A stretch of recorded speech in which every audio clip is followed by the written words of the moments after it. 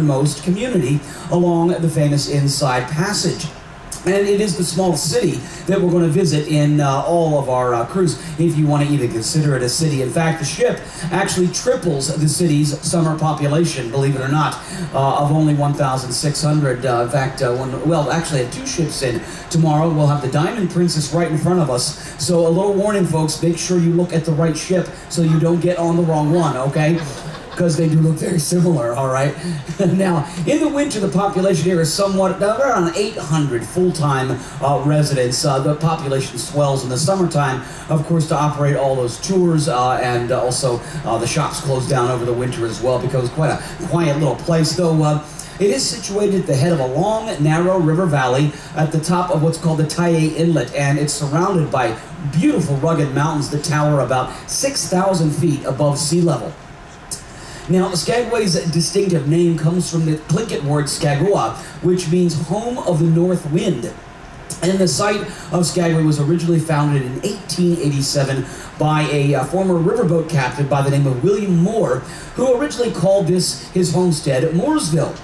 Now, after discovering the White Pass route up into the Yukon, Captain Moore believed that a gold rush to the Yukon was inevitable, and he considered this an ideal spot to profit from the prospectors that he hoped would soon follow.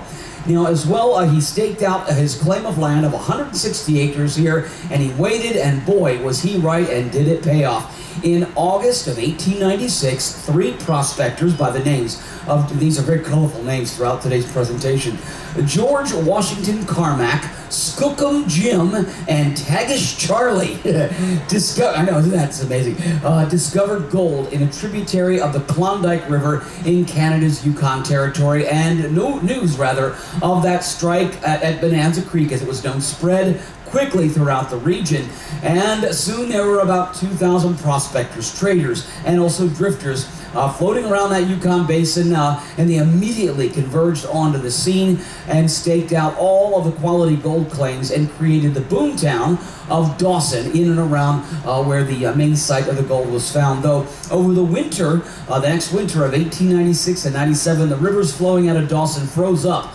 and the outside world didn't really hear of the widespread news of the gold strike until the following summer. Then, when that happened, 1897, the steamers laden with gold, of course, they landed in Seattle and San Francisco. The rest of the world really then caught gold fever, and everybody, thousands, began to flood up into the region, searching for an escape, some excitement, and also to get out of the grips of a near depression at that time as well.